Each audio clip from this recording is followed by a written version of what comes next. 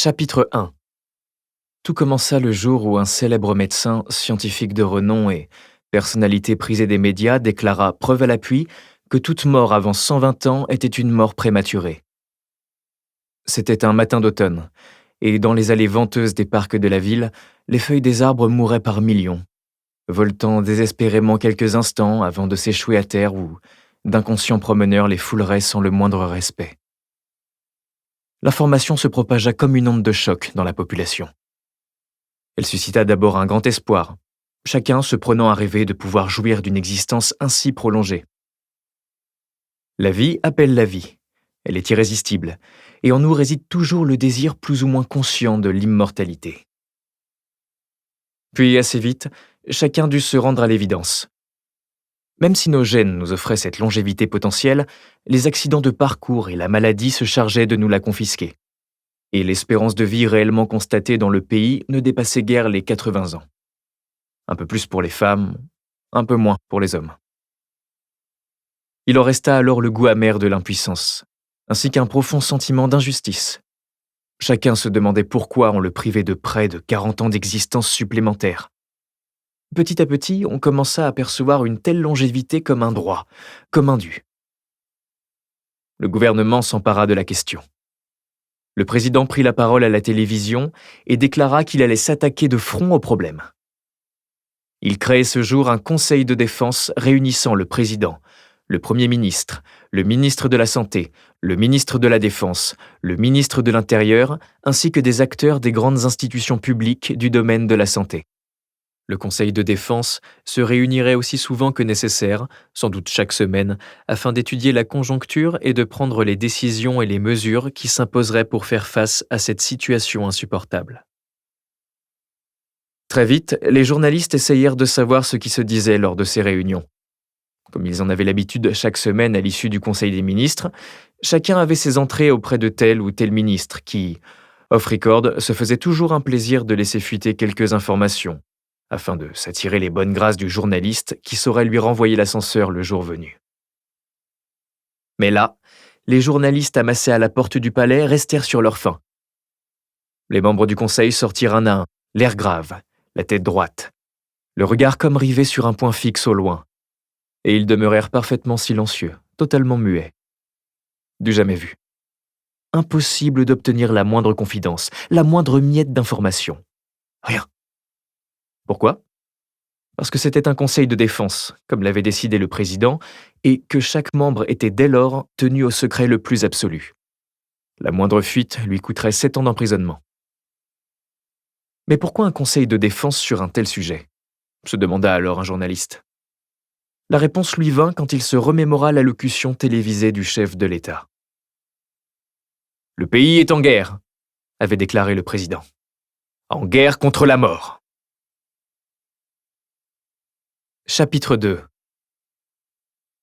Mener une guerre n'est pas une mince affaire, et le président s'arrogea les services d'un cabinet de conseil américain pour près d'1 million d'euros par mois.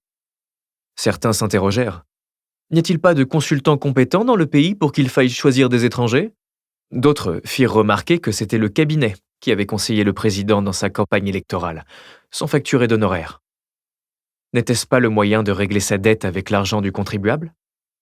Mais je me refusais à prêter attention à ces médisances. On ne peut pas empêcher les mauvaises langues de s'exprimer, mais on peut renoncer à les écouter. Je me souviens de la première annonce du président, que j'avais regardée en différé. Ma position de jeune ingénieur me conduisait à rentrer assez tard chaque soir, et mon plaisir était alors de m'affaler sur mon canapé ultra moelleux avec un plateau repas et de regarder la télé sur mon écran géant. J'oubliais tout et me laissais absorber par les images d'une chaîne d'infos en continu m'offrant des nouvelles de ce qui s'était passé dans le monde pendant la journée. Le président annonça que la première bataille viserait la plus injuste des morts, celle qui survient sans prévenir lors des accidents de la route. Tout ça parce que vous avez, pendant une fraction de seconde, manqué de vigilance, commis une petite erreur ou, pire encore, subi celle des autres. Plus de 3000 morts et 70 000 blessés chaque année. Une catastrophe nationale qui touchait aussi tous les pays, des centaines de milliers de morts dans le monde et des blessés par millions. Un carnage planétaire. Il fallait agir. De toute urgence. Les journaux télévisés commencèrent à diffuser des reportages terrifiants. On vit des pompiers découper la tôle de voitures renversées et déformées par les chocs pour en sortir des blessés agonisants. On regarda des urgentistes se précipiter pour tenter de ramener à la vie des personnes inanimées, au visage tout échymosé. On écouta des victimes raconter l'horreur qu'elles avaient subie, comment elles avaient été meurtries dans leur chair, parfois anéanties. Des personnes racontaient la terreur vécue dans l'accident dont elles étaient sorties miraculeusement vivantes.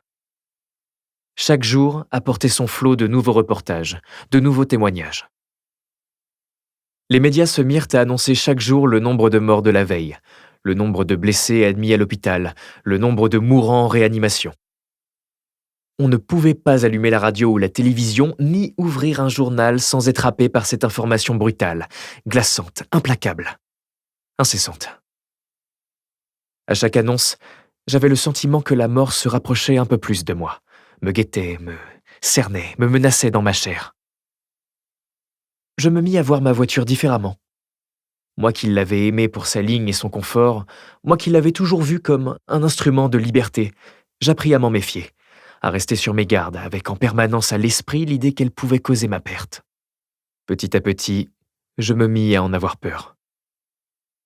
Un matin, alors que je descendais dans le parking souterrain de mon immeuble, à l'atmosphère renfermée et au silence inquiétant, j'aperçus ma Peugeot tapie dans la pénombre comme un ennemi en embuscade. Le métal sculpté du blason de la marque brillait légèrement. Le lion rugissant semblait prêt à attaquer. Sur la place d'à côté, la BMW de mon voisin, calandre en mâchoire de requin, paraissait sur le point de me dévorer. Un peu plus loin, le logo d'une Jaguar me fixa de ses yeux pénétrants, gueule ouverte sur d'horribles crocs menaçants. Jamais je n'avais réalisé ce qui me sautait maintenant aux yeux comme une évidence. Les voitures avaient la mort dans leur ADN. Ce jour-là, je laissais la mienne au garage et optais pour le métro. Sur le trottoir menant à la station, je marchais en jetant un œil à la circulation. La plupart des automobilistes téléphonaient en conduisant. Quelques-uns avaient même leur portable en main. Un seul coup de volant, un seul petit écart leur suffirait pour me faucher. Ma vie était entre leurs mains. Instinctivement, je me décalais pour m'éloigner un peu de la chaussée.